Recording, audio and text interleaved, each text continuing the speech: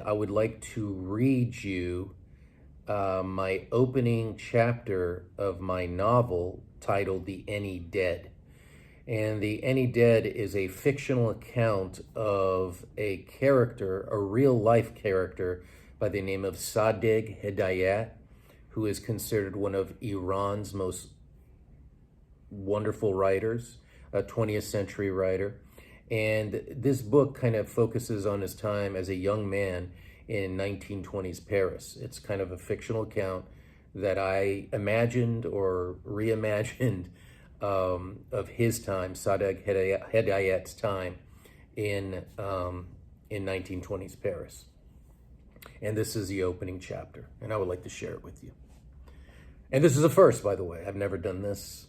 I'm trying to get this book published, and this is something it's a first for me. So here we go. There was a chill in the air. It was autumn and the weather began to turn. Sadi walked along the Seine all the way south where it forked into the Marne River. He followed the Marne, stayed on the north side, in the 12th arrondissement. He lost track of time, so lost was he in himself, his obsessions. It was his illness. His heated brain had holes. Sadi faced south, a stretch of green on both sides where he stood. He never traveled this far outside his normal routine. He stood on the north side of the river. The water was wide at this point. He was rail thin. Straight on you could see him. In profile, he disappeared. He ate little, scraps only. He took off his fedora and wiped his forehead with a handkerchief, the one he brought with him from Iran. He set his hat back atop his head. To the trained eye, Sadi had several tics and mannerisms. One was how he rubbed his thumb and middle finger together for long periods. Another was smoothing his eyebrows with his pinky. He made circular motions with his feet. His shoes needed mending. He reached into his pocket and knew how many coins he would find. This was another of his obsessions, counting and recounting his money. A month ago, he bought a typewriter, his first, which caused him to tighten his belt even further. He stood there as his nerves calm. His brain was not as heated as usual. The visions which tormented him did not tailspin as they normally did.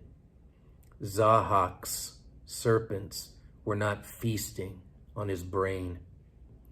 Peaceful moments were short-lived. Everything else was a battle. His failed schooling, Reza Shah, the Ayatollahs, all of it a source of his disgust. He could not shake it off. He would be their sacrificial lamb. But there were greater forces at work. There were the ancient dead in what they spoke to him. And besides, there was Therese sitting under a cypress tree on the opposite bank of the river. A strange sight, as Paris did not have cypress trees. What was she doing there? Therese sat in profile on a blanket. She was European. Sadi was from the East. He believed in demons and eunuchs. He didn't know what she believed in. And even though he was 2 shades lighter than most of his countrymen, he was still an outsider, a foreigner. It was true he was not the most attractive man. He was aware of how scrawny and pale he was. He could stand to put on a few pounds. His most attractive feature was his eyes, how large and dark they were, his penetrating gaze. A man appeared out of nowhere and sat next to Therese, barrel-chested, tall, handsome. His smile was that of a man who could have any woman. Therese presented herself to this Tarzan as if she would give herself over to him completely. And then it happened. She leaned over to kiss him. The kiss lingered, and one thing led to another as things became more heated, groping, heavy panting. Saadi began to hyperventilate and covered his face with his hands. He begged the voices to stop. He spoke in his native Farsi. He muttered and paced here and there, several feet this way, several feet the other. Night fell as Zahak loomed. The sound of slithering snakes entered Saadi's ears. It was either him or the children. It stopped. It all stopped. He remembered why he walked this way, why he chose this spot. He bent over and dug his fingernails into the cold dirt, unearthing a large rock. Bearing the rock against his chest, he walked to the river's edge.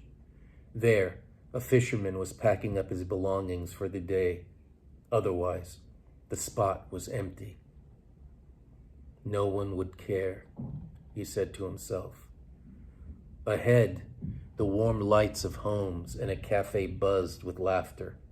Above, 2 stars burned brightly in the purple sky. Saadi left his glasses on, along with a hat atop his head, spoke a few words in Farsi, and plunged into the depths.